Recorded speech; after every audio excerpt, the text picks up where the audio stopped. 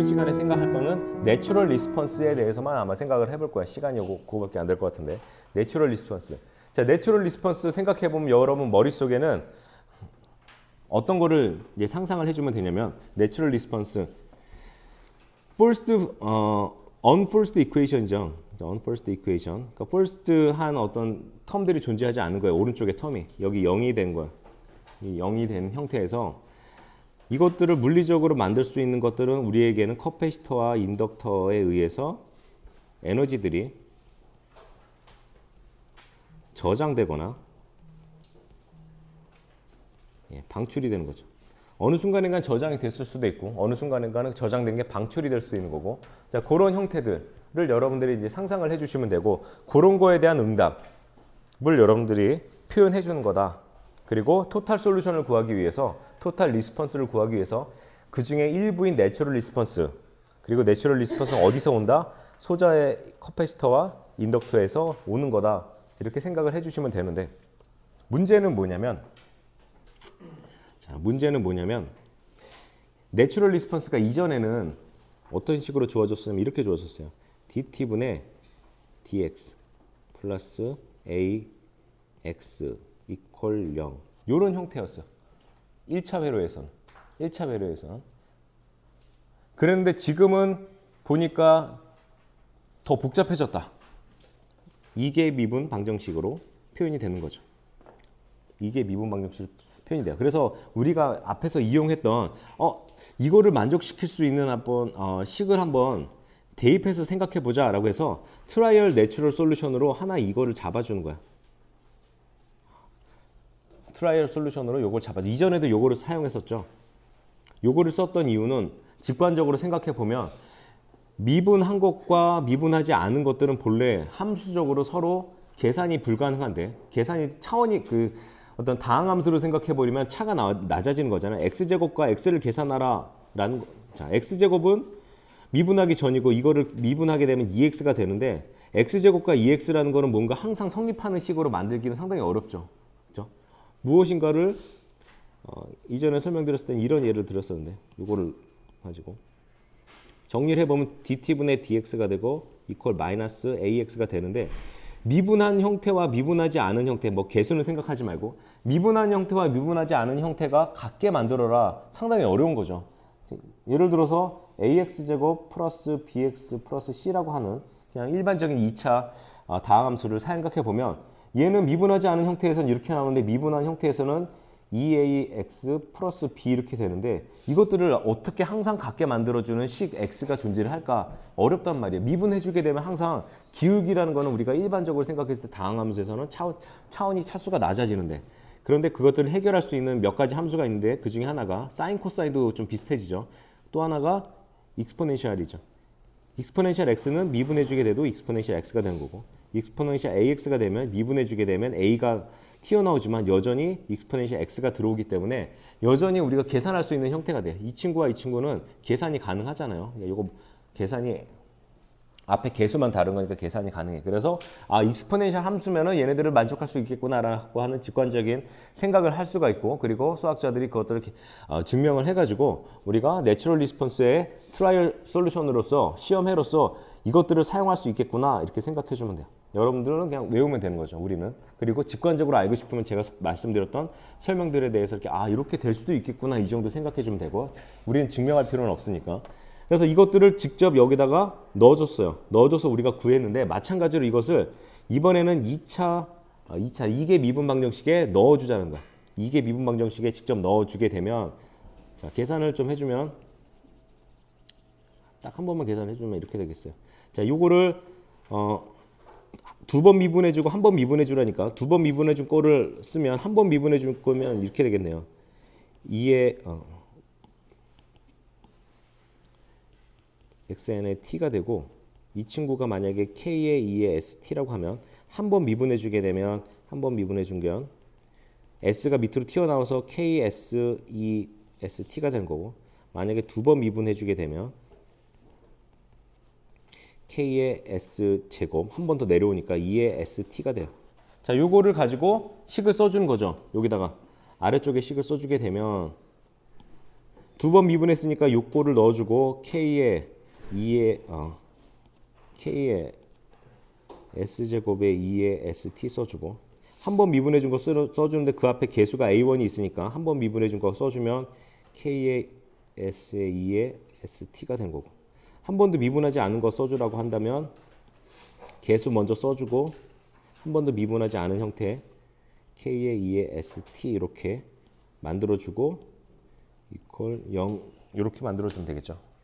그런데 여기에 공통적으로 들어가 있는 게 K라는 값과 EST, K 값과 EST, K 값과 EST가 들어가 있으니까 그 친구들을 다 한꺼번에 이렇게 뽑아주면 나머지 S제곱, A1S, A0 이런 식으로 정리를 해줄 수가 있는 거죠. 요게 만족해야 되는 거예요. 지금 대입을 했으니까 요게 항상 0을 만족시키는 것들을 찾아라 라는 거죠. 그럴 때 K 값과 그럴 때 S 값을 찾아라 라는 거야.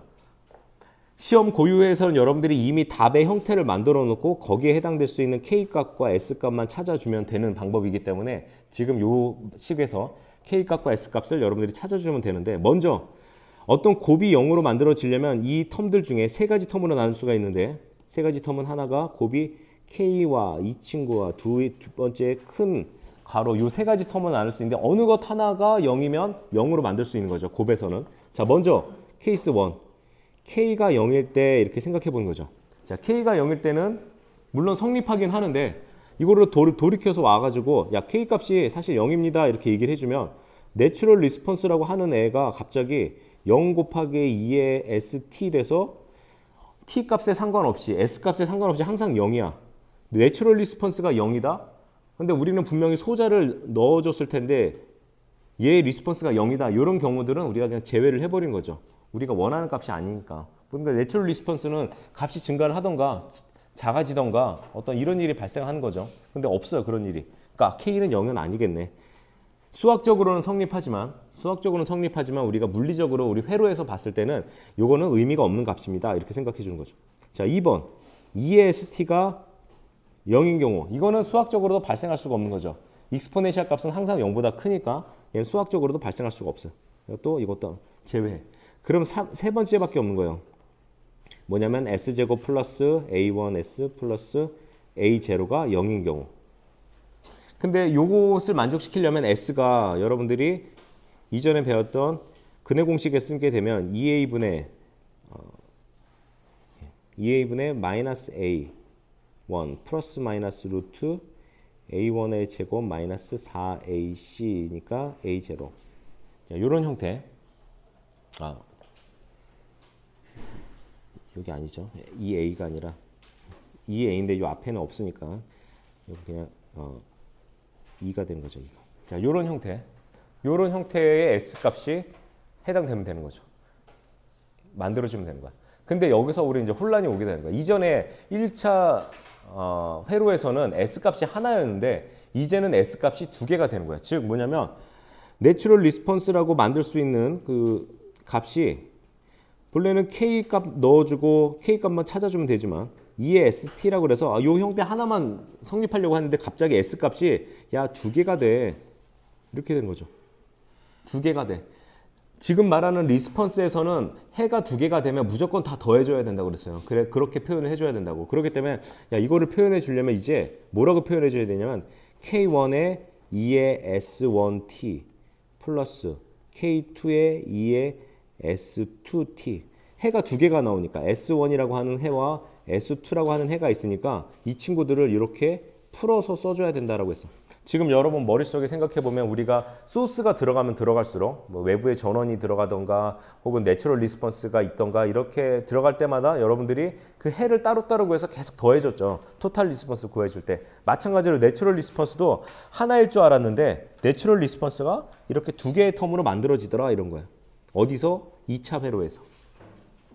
근데 사실 여러분들이 조금 눈치가 있으신 분들은 이해를 할 수가 있죠. 왜냐하면 2차 회로를 만드는 소자는 무엇으로 만들어지냐면 인덕터와 커패시터와 인덕터로 만들어지는데 얘네들이 두 개 이상의 저장 소자라는 거죠. 두 개 이상.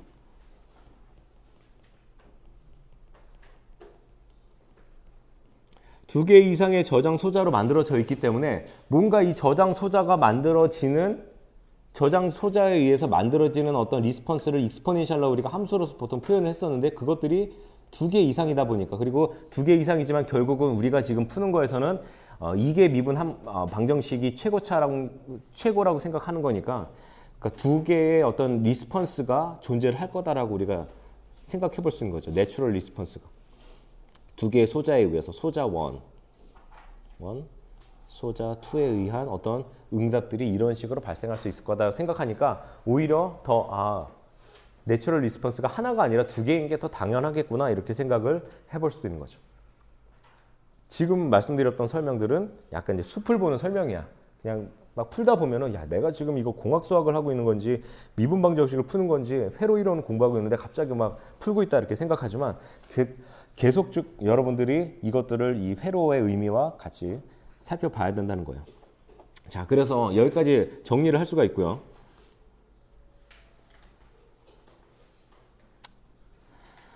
다시 한번 정리를 하면 우리가 두 개의 내추럴 리스폰스가 나온다. 그래서 N1과 N2가 나온다라는 것이 앞에 전에 말씀드렸던 것으로 인해서 내추럴 리스폰스가 하나가 아니라 소자 1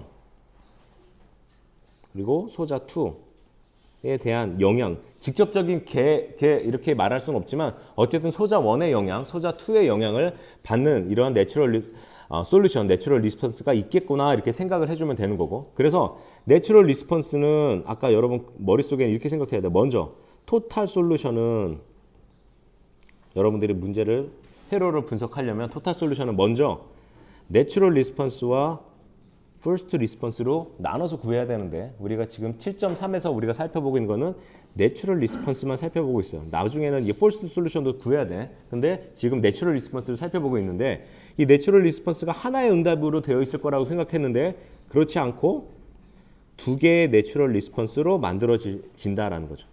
두 개의 내추럴 리스폰스를 만들어지고 걔는 앞에서 트라이언 솔루션을 사용했던 K1으로 표현할 수 있고 거기에 S1, S2로 표현해 줄 수 있다. 이렇게 여러분들이 생각해 주면 되겠습니다. 그리고 이런 것들을 증명하기 위해서 다시 한번 이제 넣어주게 되면은 식에다 넣어줬을 때 얘가 0으로 성립하는 걸 확인해 보면 이 회가 내추럴 리스폰스, 내추럴 솔루션으로서 사용될 수 있구나 이렇게 확인해 볼 수가 있고 굳이 여러분들 이제 확인할 필요는 없습니다만. 자, 그래서 지금 7.2 같은 경우는 사실 회로 이론의 문제는 아니고 공학 수학이라든지 혹은 공업 수학 미분 방정식의 문제인데 내추럴 리스폰스 솔루션을 찾아라 디퍼런셜 이퀘이션에서 라고 하면 여러분들이 생각할 때 이것들은 일단 오른쪽의 꼴이 0이다 호모지니어스한 꼴이구나 요 형태라고 생각해 줘야 돼요. 왜냐면 얘가 폴스 호모지니어스한 꼴이 아니라면 넌 호모지니어스한 꼴이라면 답의 형태가 달라져. 근데 지금 호모지니어스한 형태다 제차 방정식이다 제차 방정식이다. 제차 미분 방정식이다. 이렇게 생각을 해주게 되면 답의 형태를 여러분들이 먼저 적어야 돼요. 답의 형태는 I2는 뭐냐면 I2는 어떤 형태로 될 거냐면 이 위에 나온 것처럼 K1에 2에 S1T K2에 2에 S2T 이런 형태의 답이 나올 거다라고 여러분들이 생각하고 여러분들이 하실 일은 K1과 K2와 S1과 S2를 찾아주면 돼요. 그런데 아무런 조건이 나와 있지 않았을 경우에는 여러분들이 찾아줄 수 있는 거는 먼저 얘로 찾을 수 있어요. 뭘로 찾느냐면 특성 방정식으로 찾는 거고 K1과 K2는 조건이 주어져야 돼. 초기 조건. 혹은 초기 조건이 주어져야 대입해.